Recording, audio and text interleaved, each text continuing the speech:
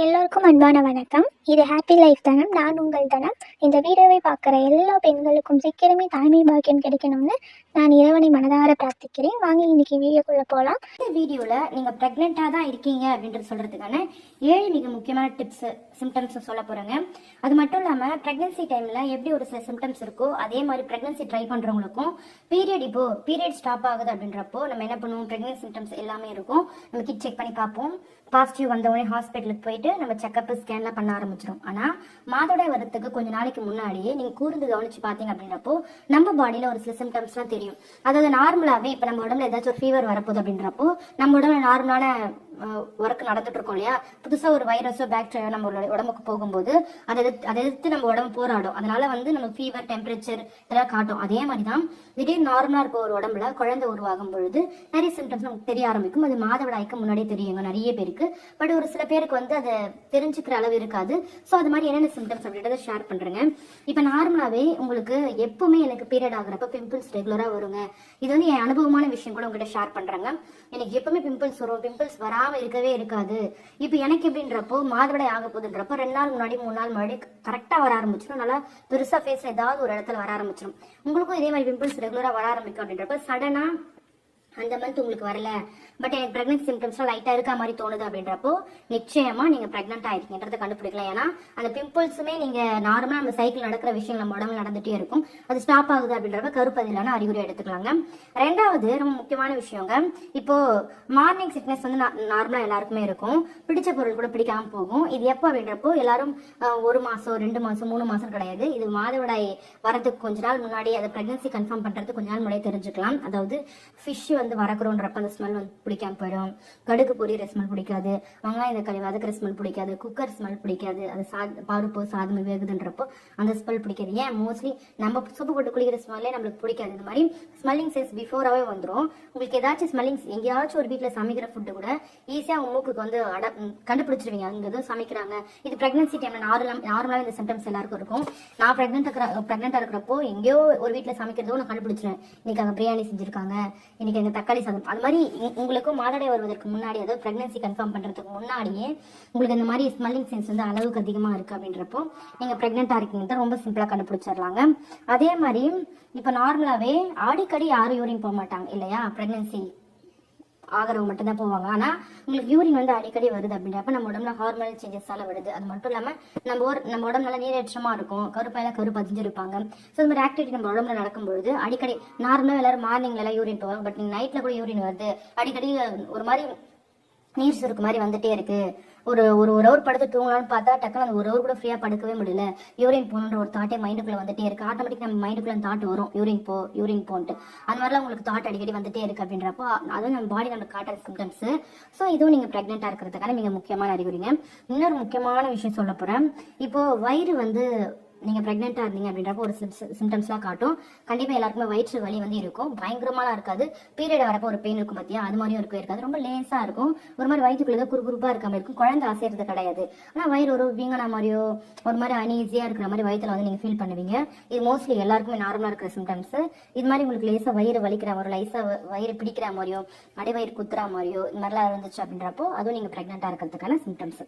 அடுத்து இப்போ மாதவிடாய் ஆக போகுது அப்படின்றப்ப நம்மளுக்கு பேக் பெயின் இருக்கும், அடி வயிறுல வலிக்கும். ஆனால் நீங்கள் ப்ரெக்னன்சி கன்ஃபார்ம் பண்ணுறப்ப முன்னாடி கூட சிம்டம்ஸ் உங்களுக்கு பேக் பெயின் கொஞ்சம் அதிகமாக இருக்கும், அடி வயிறு முன்னாடி வலிக்கும், கொஞ்சம் வெள்ளைப்படுதல் அதிகமாக இருக்கும். இது 3 சிம்டம்ஸும் ஒன்று சேர்ந்து வருது அப்படின்றப்ப நீங்கள் ப்ரெக்னெண்ட்டாக இருக்கீங்கன்றதை கண்டுபிடிச்சிடலாங்க. இப்போ என்னுடைய எக்ஸ்பீரியன்ஸான ஒரு சிம்டம்ஸ் சொல்ல போகிறேன். நான் ப்ரெக்னென்ட் ஆகிட்டேன், பட் எனக்கு தெரியாது நான் ப்ரெக்னென்ட் ஆகிட்டேன்னு சொல்லிட்டு ஃபர்ஸ்ட் பேபிக்கு. ஸோ எனக்கு ரொம்ப டயர்டாக இருந்துச்சு, ரொம்ப ஒரு மாதிரி ஷிவரிங்காக இருந்துச்சு. எப்போ பீரியட் வரத்துக்கு டேட் நமக்கு ஒரு டேட் இருக்கும் இல்லையா, அந்த டேட்டுக்கு ஒரு 1 வீக் முன்னாடியே. ஸோ எனக்கு ஃபீவர் நினச்சி நான் என்ன பண்ணேன், ஹாஸ்பிட்டலுக்கு போயிட்டு டேப்லெட்லாம் வாங்கி போட்டுட்டேன். என் குழந்தை உள்ள நல்லா பட் ப்ரெக்னெண்ட்டாக இருக்கிறப்ப இது மாதிரி டேப்லெட்லாம் எடுத்துக்க கூடாது இல்லையா, ஹாஸ்பிட்டலுக்கு போய் எடுத்துக்கலாம். நார்மலாகவே மெடிக்கலில் வாங்கி ஒரு ஃபீவர் டேப்லெட்டு கோல்டு டேப்லெட் போட்டுக்கிட்டேன். ஃபீவர் சரியாகி போச்சுன்னா. ஆனால் இது என்ன ஒரு விஷயம்னா, ப்ரெக்னெண்ட்டாக இருக்கிறப்ப நம்ம இந்த மாதிரி டேப்லெட்லாம் போடக்கூடாது, குழந்தைக்கு ஏதாச்சும் ஆயிடும். எனக்கு கரு ரொம்ப கடுகளவு தான் இருப்பாங்க இல்லையா, பட் என் குழந்தை உள்ள நல்லா ஸ்ட்ராங்காக இருந்திருக்காங்க. ஸோ அதனால நான் ப்ரெக்னெண்ட்டாக இருந்தாலும் அந்த சிம்டம்ஸ் நமக்கு தெரிஞ்சிருக்கு. அதே மாதிரி திடீர்னு உங்கள் பாடி டெம்பரேச்சர் கொஞ்சம் ஃபீவராக வர மாதிரியோ ஒரு மாதிரி கொமன்னு உடம்பு இருக்கிற மாதிரியோ ஒரு ஃபீலிங் வந்துச்சு அப்படின்றப்போ நீங்கள் ப்ரெக்னெண்ட்டாக இருக்கீங்கன்றது நீங்கள் சிம்பிளாக கண்டுபிடிச்சலாம். எல்லாருக்குமே பாடி டெம்பரேச்சர்ன்றது கண்டிப்பாக வந்துட்டே தான் இருக்கும். அடுத்து வந்து ஒரு சில பேருக்கு லைட்டாக தலைவலிக்கிற மாதிரி ஒரு ஃபீலிங் வந்துட்டே இருக்குங்க. அப்படியே ஒரு தலையை பிடிச்சிட்டு உட்காருவாங்க. ஒரு பக்கம் தலைவலி ரொம்ப அதிகமாக இருக்கும், ரெண்டு பக்கம் வலிக்காது. லெஃப்ட் சைடோ ரைட் சைடோ ஏதோ ஒரு பக்கம் அடிச்சுட்டே இருக்கும், வின்னு வின்னு வின்னு வின்னு அடிச்சுட்டே இருக்கும். இது மாதிரி ஒரு பக்கம் தலைவலி உங்களுக்கு அதிகமாக இருந்துச்சு அப்படி நிறைய ப்ரெக்னன்சி ஃபேஸ் பண்ணுறவங்க எல்லாருக்குமே இந்த சிம்டம்ஸ் இருந்திருக்காங்க. அதே மாதிரி ரொம்ப டயர்டாக இருக்கும். என்ன டயர்டுன்ற எந்த ஒரு வேலையும் செஞ்சுருக்க மாட்டீங்க, எந்த ஒரு ஹெவி ஒர்க்கும் போட்டிருக்க மாட்டீங்க, எங்கேயும் ஒரு லாங் ட்ராவல் கூட போயிருக்க மாட்டீங்க. ஆனால் உடம்பே அடிச்சு போட்ட மாதிரி இருக்குன்னு சொல்லுவாங்களா, அது மாதிரி ரொம்ப டயர்டாக இருப்பீங்க. இங்கே போய் படுத்துக்கலாமா, இங்கே ரொம்ப நேரம் நின்று கொண்டாடுறதுல வேலை செய்றீங்கன்னா கூட வேலை நிற்க வேணா படுத்துக்கலாம், நல்லா நீங்கள் வெளியே போகிறதுக்குலாம் ஆர்வமாக இருக்கின்ற, இல்லைப்பா நான் வரல வீட்டுக்குள்ளே இருந்துக்கிறேன். இது மாதிரி உங்களுக்கு சிம்டம்ஸ்லாம் தெரியும். ரொம்ப டயர்ட்னஸ் ரொம்ப அளவுக்கு அதிகமாக இருக்குது அப்படின்றப்போ அதுவும் நீங்கள் ப்ரெக்னெண்ட்டாக இருக்கிறதுனால மிக முக்கியமான சிம்டம்ஸ் தான். இன்னொரு முக்கியமான சிம்டம்ஸ் சொல்ல போகிறாங்க. நம்ம மைண்ட் வந்து சேஞ்ச் ஆகிட்டே இருக்கும். அதாவது என்னன்றப்ப திடீர்னு கோவம் வரும், திடீர்னு பதட்டம் வரும், திடீர்னு ஸ்ட்ரெஸ் ஆகும். இது நிறைய பேர் என்ன பண்ணுவாங்க, நம்மளுக்கு மாதவிட பீரியட் வரப்போ வந்து நம்மளுக்கு மூடு ஸ்விங்ஸ் வரும், அதனால வந்து நல்லா கத்தில ஆர்ப்பாட்டம் பண்ணியிருக்கோம்னு சொல்லுவாங்க. ஆனால் உண்மையிலே கருப்பையில கரு பதிஞ்சுட்டாங்கன்றப்போ கண்டிப்பாக சிம்டம்ஸ் வந்து அளவுக்கு அதிகமாக இருக்கும். அதாவது கோவம், எரிச்சல், பதட்டெல்லாம் இது ஒன்று வந்துட்டே இருக்கும். இது எல்லாமே நார்மலான அறிகுறிகள் இல்லையா? இதை தவிர்த்து வந்து நீங்கள் ப்ரெக்னெண்ட்டாக இருக்கீங்க அப்படின்றப்போ உங்கள் உடம்பே உங்களுக்கு காட்டி கொடுக்கும்.